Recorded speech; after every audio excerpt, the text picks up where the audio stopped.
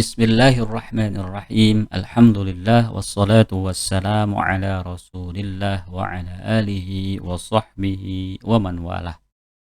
Para pecinta ilmu yang insyaallah dimuliakan Allah, di sesi ketiga kitab Al-Muyassaru fi Ilmin Nahwi akan menerangkan tentang al-asmaul khamsatu. Ya. Al-asmaul khamsatu. Al-asma'u jamak dari al-ismu.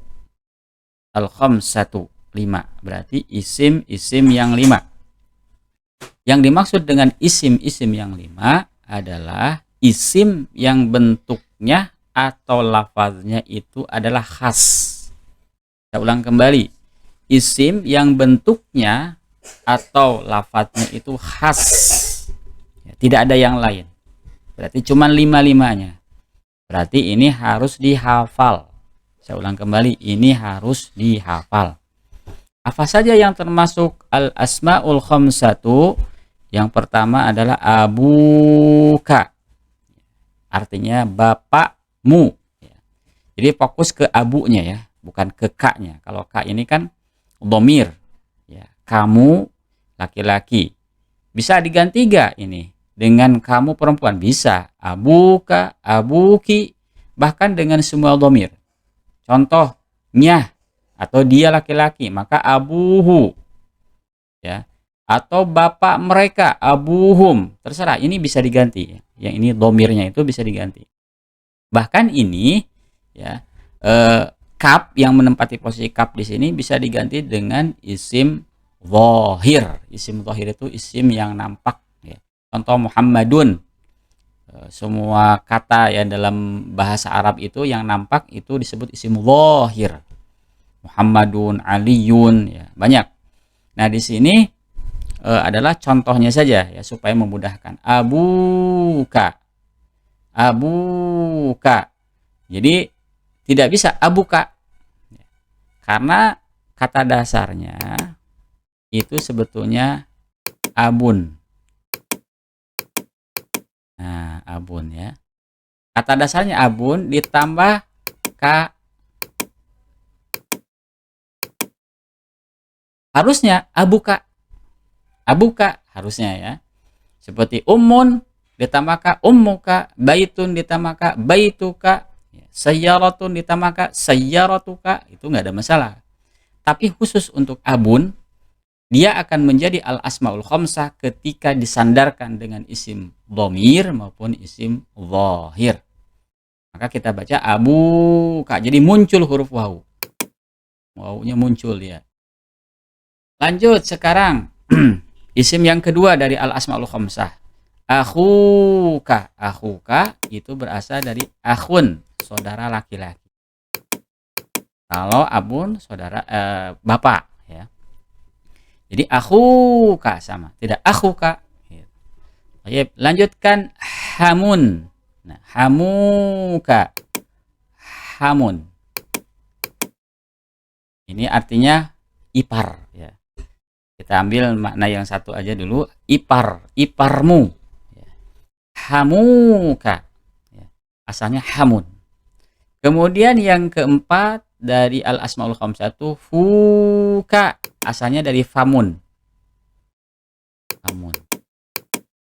Famun artinya bibir ya. Kok tidak famuka jadi fuka? Nah, pembahasan ini insya Allah akan dijelaskan di sesi berikutnya. Ini nggak usah bertanya dulu khusus. Asalnya tuh famun. Ya, jadi fuka gitu ya. Famun ditambah ka jadi fuka. Kemudian yang terakhir atau yang kelima dari al-asmaul khamsah adalah dzu. Dzu ya. Dzu artinya pemilik. Jadi ini harus disandarkan karena dia tidak akan bermakna kalau tidak disandarkan. Kalau abun masih bermakna ketika tidak disandarkan. Tapi jadi isim mufrad. Akhun juga sama, hamun juga sama, famun juga sama. Dia ketika tidak disandarkan dengan isim dhamir maupun isim dhahir, maka dia tetap memiliki makna. Abun bapak, akhun saudara laki-laki, hamun ipar, famun bibir.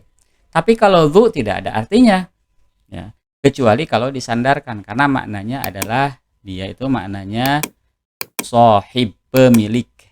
Ya.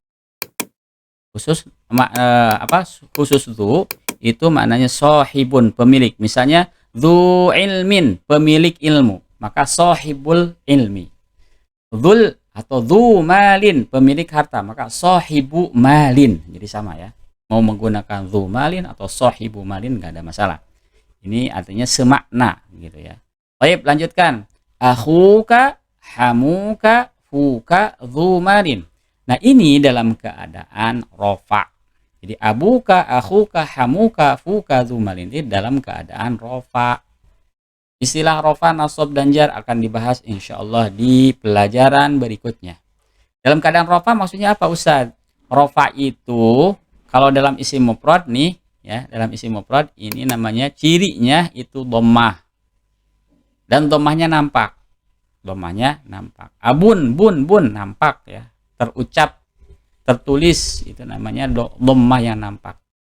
Kemudian akhun juga sama, hamun, famun juga. Nah, ketika dalam keadaan rofa ya, karena ini al asmaul khamsah, maka ciri rofanya adalah al wawu. Ini al wawu, al wawu, al wawu, al wawu. Jadi kesimpulannya al asmaul khamsah ketika rofa cirinya bukan dhammah tapi wawu. Kalau abun, ciri rofanya adalah dhammah dhahirah karena isim mufrad.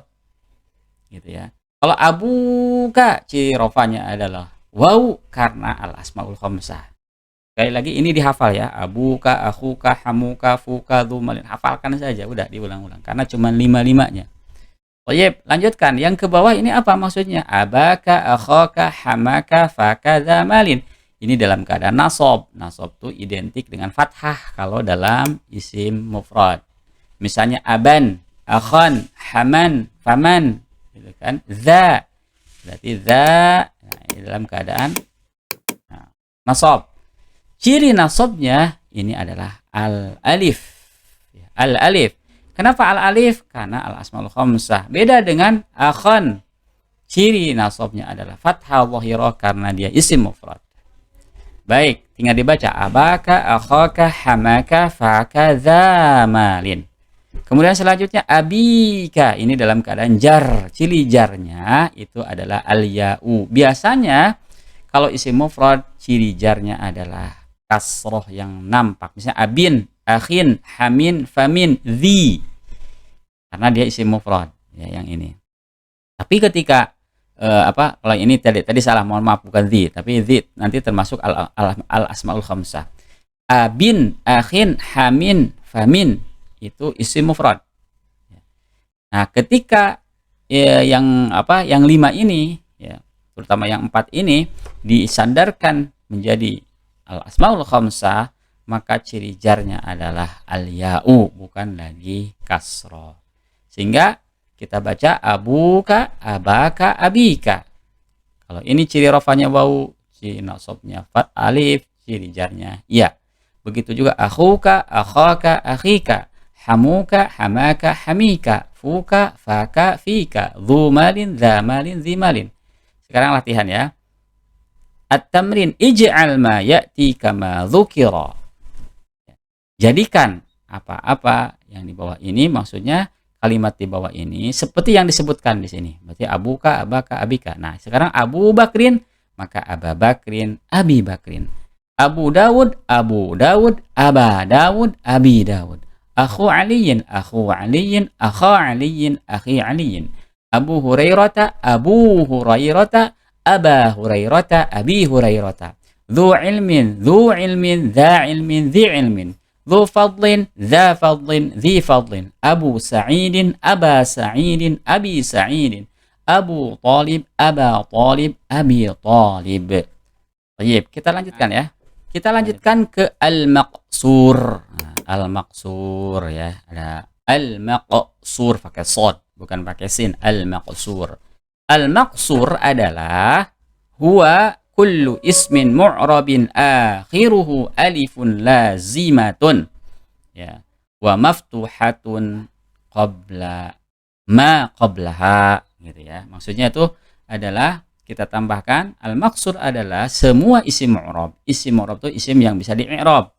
Bisa di-i'rab ke mana? Bisa di-i'rab ke rafa, bisa di-i'rab ke nasab, bisa di-i'rab ke jar. Itu namanya isim. Isim tuh, isim mu'rab tuh bisa di-i'rab, dirubah. I'rab tuh harokat akhirnya, itu namanya isim mu'rab. Akhiruhu, yang akhirnya, huruf akhirnya itu alifun lazimatun. Alif lazimah. Alif lazimah itu alif yang asli. Alif lazimah bentuknya dua, ada yang lurus, ada yang bengkok. Nah, al-fata ini alif bengkok. Alif lazimah tapi bentuknya bengkok. Al-wusta, alif lazimah bentuknya bengkok. Al-mustafa sama alif lazimah tapi bentuknya bengkok. Ada gak alif lazimah yang bentuknya lurus? Ada. Al-aso, al-aso artinya tongkat. Nah, al-aso ini alifnya disebut alif lazimah tapi bentuknya lurus. Kalau al-mustafa ini alifnya alif lazimah tapi bentuknya adalah bengkok. Jadi jangan terkecoh oleh bentuk ya. Sekali lagi, ini sama-sama alif lazimah, alif asli. Al-huda, Musa, Isa. Sederhananya begini, apa yang disebut dengan huruf asli? Huruf asli ya huruf asli jika ini dihilangkan maka maknanya berubah. Ya. Misalnya al-fata. Dan dihilangkan ininya al-fata. Maka jadi cacat artinya, karena ini huruf asli. Ada gak huruf-huruf tambahan? Banyak, seperti contoh huruf zaidah ya. Misalnya kalau di misalnya amilun, amilun orang yang beramal. Nah, alif ini bukan huruf asli karena ini menggunakan silgat ismul fa'il. Itu asalnya amila kata dasarnya. Jadi kata dasar itu ain fi'il, ya, lam fi'il, mimnya, kemudian fa'il, amila, fa'ila. Amilun kok tiba-tiba alif, makanya disebut alif zaidah. Jadi dia muncul untuk membentuk sebuah perubahan dalam ilmu shorof. Ini contohnya. Tapi kalau alif yang ini, ya, alif yang ini, kemudian alif yang ini asli. Jadi dalam kalimat itu sudah ada alifnya dan tidak boleh dihilangkan. Karena kalau dihilangkan berarti berubah maknanya. Maka disebut alifun lazimah. Yang sebelumnya adalah fathah. Jadi kuncinya adalah gini. Jadi isim maksur adalah isim yang huruf terakhirnya alif lazimah, baik bengkok maupun lurus, dan sebelumnya ada huruf berharokat fathah. Ini dikuatkan ya. Kita ulang kembali, al-maqsur adalah isim mu'rab yang huruf akhirnya lazimah. Nah, yang jadi pertanyaan adalah semalam itu yang jadi pertanyaan adalah bagaimana ya ciri i'rabnya. Nah, ini yang paling penting. Ciri i'rabnya. Kita coba perbandingkan. Misalnya Muhammadun. Nah, kemudian Muhammadan. Kemudian Muhammadin. Nah, ini kan ciri i'rabnya ya. Ciri i'rabnya itu ini berupa dhammah. Ini ciri i'rab rofanya berupa dhammah. Berarti dhammahnya nampak. Maka disebut dhahirah. Dhahiratun. Kenapa dhahirah? Nampak. Muhammadan, ciri i'rab nasabnya adalah fathah, dhahirah, nampak. Muhammadin, ciri i'rab jarnya adalah kasrah, dhahirah, nampak. Nah, ini untuk isim mufrad. Ya, untuk isim mufrad. Muhammadun, Muhammadan, Muhammad. Kenapa bisa Muhammadun? Karena nanti kedudukannya sebagai subjek. Muhammadan karena jadi objek. Muhammadin karena ada huruf jar sebelumnya. Itu contohnya. Jadi pelajaran berikutnya insya Allah akan dibahas tentang kedudukan. Ada yang menjadi subjek, ada yang menjadi objek, ada yang menjadi apa? Keterangan gitu ya. Nanti insya Allah dalam istilah ilmu nahwu ada mubtada, ada khabar, ada fa'il, ada naibul fa'il, ada maf'ulun bih, maf'ulun fi, maf'ulun ma'ah, dan semuanya. Kalau akan dibahas. Baik, sekarang contoh al-fata, bagaimana cara menyebutkan al-fata? Misalnya, al-fata hadzal fata min Indonesia. Pemuda ini berasal dari Indonesia. Maka al-fata itu i'rabnya rofa. Kok tahu rofa? Karena jadi subjek. Ciri rofanya apa? Ciri rofanya al-fata itu bukan sukun. Al-fata sekali lagi bukan sukun. Ya. I'rabnya adalah dhammah di sini, dhammahnya dhahirah, dhammahnya muqaddarah di sini. Asalnya tuh ada fathah, ada dhammah, dhammah ya, tentu dia bukan tanwin, dhammah. Nah, di sini pakai dhammah. Nah, karena ini alif maka terlarang dia, tidak boleh. Maka disebut dhammah muqaddarah. tersembunyi muqaddarah. Kalau dhahirah kan nampak, dhammahnya tersembunyi. Artinya muqaddarah itu tidak bisa dibunyikan, itu namanya tersembunyi. Tidak bisa dinampakkan, tidak bisa ditulis gitu. Al-fata maka disebut dhammah muqaddarah. Kemudian kalau kedudukannya dia sebagai objek, misalnya ra'aitul fata. Kalau saya kan ra'aitu Muhammadan fil masjid. Ya, huwa fil masjid. Nah, maka sama ra'aitul fata wal an fil masjid. Saya melihat ya seorang pemuda yang sekarang sedang ada di masjid. Maka kita bilang ciri i'rab nasabnya adalah fathah muqaddarah. Fathah muqaddarah. Sama dengan ra'aitu Muhammadan. Kalau ini kalau kedudukannya sama, ra'aitu Muhammadan dengan ra'aitul fata itu sama kedudukannya sebagai objek.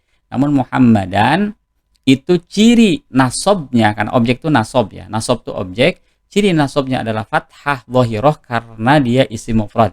Kalau al-fata fathah muqaddarah karena ismul maqsur. Baik, terakhir Muhammadin. Ini contohnya adalah kasrah dhahirah. Sekarang al-fata yang ketiga alal fata.